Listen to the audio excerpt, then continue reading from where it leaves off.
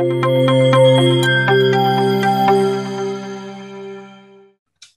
rekan-rekan mahasiswa, kita lanjutkan materi OKK ya, di mana materi OKK ini merujuk kepada satu referensi ya, modul Active Citizen ya. Tentu saja modul ini bisa rekan-rekan mahasiswa cari juga di Google ya. Kemudian download gitu ya. Dan ini sangat mudah. Ini sebagai referensi dari materi OKK yang merujuk pada referensi Active Citizen tersebut. Jadi melanjutkan materi sebelumnya, yang apa yang saya sampaikan ini terkait dengan modul 3 ya, dari Active Citizen ya, Active Citizen British Council ya. Nah, modul 3 ini materinya terkait bagaimana terkait dengan local and global community ya, komunitas lokal dan global ya. Baik, pertanyaan mendasar, apa sih yang dimaksud dengan komunitas itu? Nah, tentu kita bisa melihat dalam kehidupan di masyarakat ya, yang terdiri dari berbagai macam identitas ya, terdiri dari berbagai macam kultur, budaya gitu ya, dan juga berbagai macam keminatan. Nah, yang akhirnya nanti akan membentuk suatu komunitas. Dan sebagaimana materi yang sebelumnya memang tidak ada definisi yang baku ya terkait dengan komunitas ya. Akan tetapi foto ini ya, gambar ini ya, ini menggambarkan terkait dengan apa yang dinamakan dengan komunitas. Ya, komunitas tentu terkait erat dengan budaya, gitu. Budaya dan juga terkait bagaimana peminatan setiap individu, gitu ya. Tentu ini menjadi sesuatu hal yang memang bisa dikatakan bisa berbeda, gitu ya, tergantung bagaimana minat seseorang. Ya, ini adalah suatu gambaran apa yang dinamakan komunitas gitu ya. Nah, karena memang tidak ada definisi yang baku ya, pada dasarnya bahwa komunitas itu dapat dikatakan ya, atau didefinisikan sebagai bentuk ya, sekelompok orang yang memang membagikan seperangkat nilai dan minat. Nah, gitu. Dan tentu kalau berbicara tentang nilai gitu, yang bersumber dari bisa agama, budaya, dan juga minat ya, baik itu berkaitan dengan hobi gitu ya, atau ketertarikan terhadap sesuatu, atau sebagai bentuk aktualisasi diri. Nah, ini tentu saja tetap dikatakan bahwa komunitas terbentuk atas dasar aspek-aspek atau nilai-nilai yang tadi disebutkan gitu ya. Nah, jadi ini hanya sebagai bentuk gambaran ya. Ya, ini sebagai bentuk atau macam-macam komunitas gitu ya. Ada komunitas yang bergerak di bidang pendidikan ya, olahraga ya.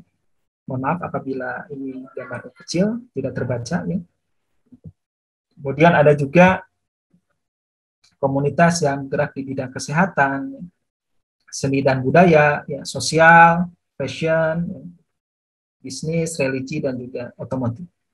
Dan ini salah satu bagian dari cabang komunitas ya yang memang diminati gitu ya. Banyak sekali di sini dan masing-masing memiliki presentase ya yang berbeda ya. Nah, atas dasar gambar tadi ya, kemudian ini dapat dikatakan bahwa komunitas itu sebagai seperangkat yang dibagikan gitu ya, atau nilai dan minat gitu ya. Dan ini bisa diciptakan dari berbagai aspek gitu ya. Yang pertama bisa dari suatu pekerjaan gitu ya. Nah, kita melihat bahwa kalau berbicara tentang satu hal pekerjaan, ada profesi tertentu yang merupakan kumpulan dari asosiasi gitu. Asosiasi profesi. Kemudian bisa juga perangkat nilai dan minat tersebut terbentuk dari keyakinan gitu, terhadap suatu agama. Kemudian latar belakang dari etnis ya, jenis kelamin ya, atau berbagai macam aktivitas gitu ya, rekreasi seperti misalnya ada olahraga, musik, atau hal-hal yang memang merujuk kepada tujuan tertentu ya, sebab tertentu ya, misalnya terhadap perubahan iklim gitu ya, atau hak-hak anak atau persamaan wanita. Ini menjadi suatu isu gitu ya. Nah, ini bagaimana komunitas itu bisa bersatu merumuskan suatu tujuan gitu ya. Nah, ini kembali lagi pada aspek-aspek yang membentuk gitu, dari adanya komunitas. Nah, di dalam komunitas tentu kita akan selalu dihadapkan berbagai macam perbedaan. Gitu ya. Nah, ini boleh dikatakan sebagai suatu kondisi di mana ya sesuatu hal yang tidak dapat dihindari juga gitu ya. Adanya perbedaan di dalam perspektif di dalam komunitas. Nah, ini apabila dikembalikan kepada tujuan awal gitu, untuk membuat suatu proyek aksi sosial, gitu, ini salah satu tantangan yang mesti dihadapi gitu, dalam menghadapi berbagai perspektif yang berbeda. Nah, perspektif yang berbeda ini digambarkan ke dalam bentuk ini ya, metafora ya. Ini salah satu metafora dari Blind Man and the Elephant ya. Nah, dari perspektif yang berbeda ya, kita melihat bahwa ada kalanya orang itu melihat bahwa sosok dari gajah itu digambarkan dalam suatu bentuk wah ini berbentuk seperti ular. Ada juga perspektif yang mengatakan ini adalah gambaran sebuah pohon. Ada juga perspektif yang menilai bahwa gajah itu bentuknya seperti daun. Tentu ada perspektif yang lain bahwa gajah ini bentuknya seperti seutas tali. Nah, ini perspektif berbeda ya, yang ada di dalam komunitas. Ini sebagai sesuatu hal yang tidak dapat kita hindari. Nah, jadi perbedaan perspektif di dalam komunitas ini digambarkan ke dalam metafora.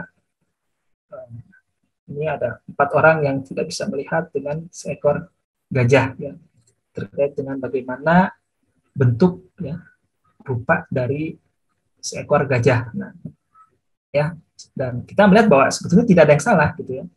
Ya, ya ini dikembalikan kepada bagaimana perspektif gitu dalam menilai sesuatu. Nah, itu ya. Kemudian pertanyaan mendasar selanjutnya ya, terkait dengan apa yang dimaksud dengan warga negara aktif. Ya. Ini pun juga pada dasarnya memang tidak ada definisi yang baku. Tapi kita bisa melihat bahwa warga negara aktif ya tentu dia adalah seseorang yang memang selain bisa mengenal dirinya sendiri ya, dan juga dia mampu mengenali orang lebih jauh. Ya.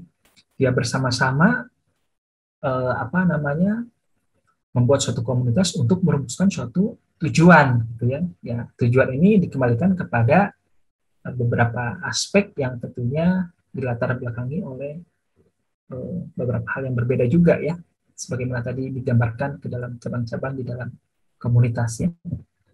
Nah, kemudian warga negara ya, ya tentu kalau berbicara warga negara ya, ya tentu ini merupakan anggota dari suatu negara gitu ya, yang menggambarkan dari status dan implikasi hak dan kewajiban yang mereka miliki ya, di dalam suatu yang berhubungan dengan negara.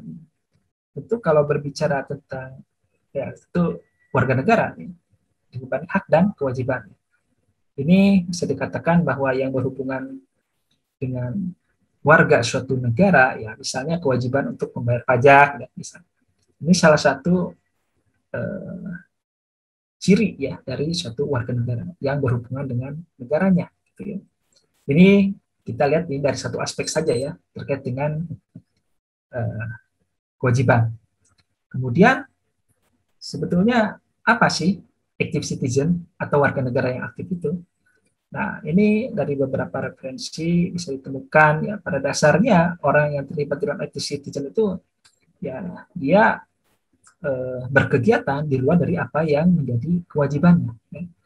Jadi dia lebih banyak melibatkan diri terhadap sesuatu aktivitas yang sifatnya sukarela, ya, sifatnya sukarela. Ya. Yang tentu ini berpengaruh terhadap kehidupan masyarakat ya, yang ada di baik secara lokal di wilayah mereka maupun di dalam komunitasnya. Ya.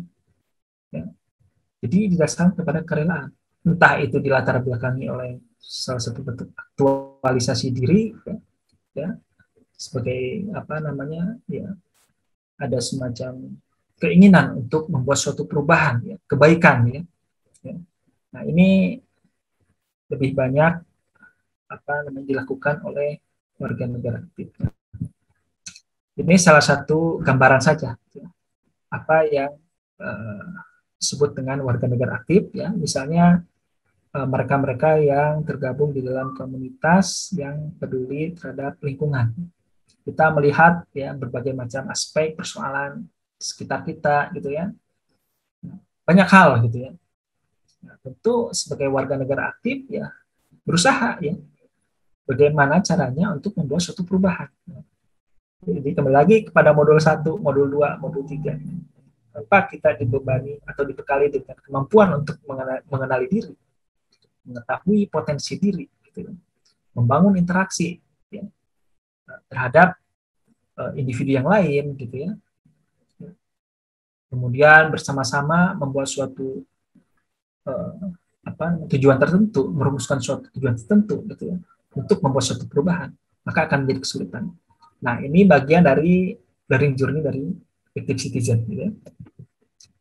Ini sebagai contoh yang lain, ya, kita melihat beberapa persoalan di mana penggunaan plastik, gitu ya.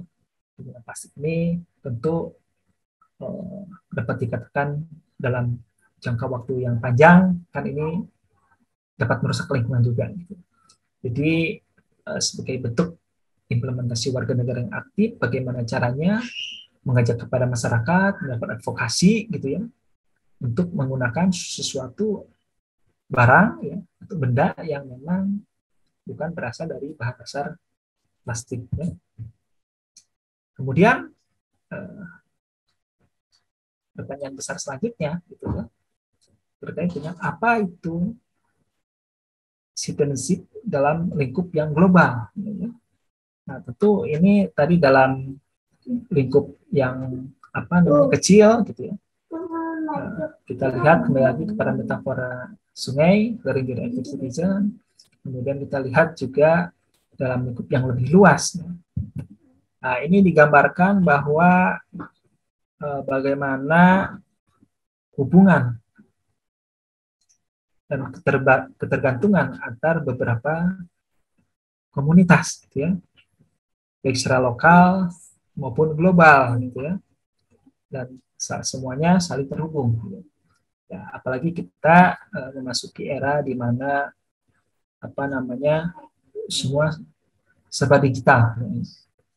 Tentu saja dalam hal apa namanya mengakses informasi, gitu. Tentu ini menjadi sesuatu yang berbeda, ya, karena proses digitalisasi tersebut, gitu. Dan ini salah satu proses digital tersebut menjadi salah satu tools, ya, bagaimana keterhubungan, ketergantungan antara komunitas lokal dan global, gitu. Ini dirumuskan ke dalam suatu isu, ya. Banyak sekali isu-isu yang secara lokal, global, gitu ya, yang menjadi persoalan yang ada di dalam masyarakat, ya.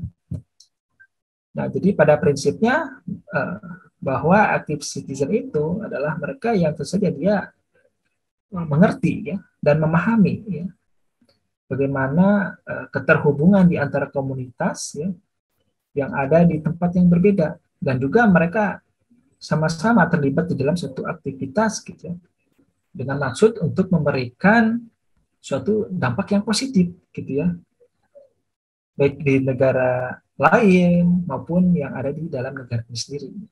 Banyak sekali. Satu hal saja misalnya persoalan sampah, ya, ini juga salah satu persoalan yang memang ya ada hentinya, gitu ya, memang berbagai macam cara diupayakan untuk mengatasi persoalan sampah.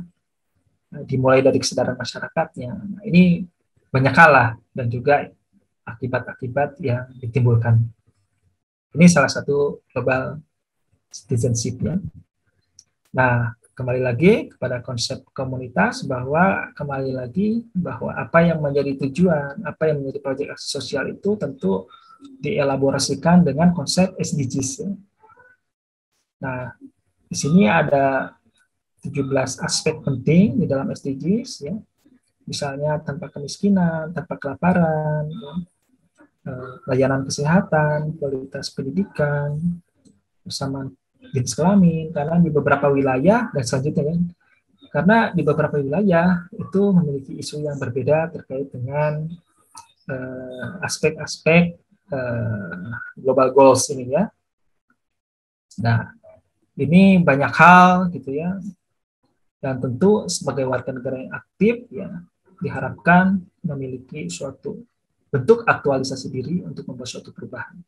Dan tentu itu harus bermula dari hal yang terkecil, ya, hal paling mendasar, ya. Bagaimana Anda mengenali diri sendiri, ya, mengenali apa yang potensi yang Anda miliki, kemudian untuk selanjutnya bagaimana Anda membangun interaksi gitu, bersama orang lain untuk bersama-sama merumuskan suatu tujuan. Ini adalah satu konsep dasar di dalam Active Citizen, ya, terkait dengan bagaimana lokal dan global community itu saling terhubung. Gitu, ya. Baik, barangkali itu yang bisa saya sampaikan terkait dengan modul 3. Ya, mudah-mudahan nanti bisa diserap materinya, ya. Kemudian bisa diimplementasikan ke dalam suatu aplikasi sosial yang memang nanti memberikan manfaat dan juga berdampak positif bagi masyarakat. Baik, terima kasih.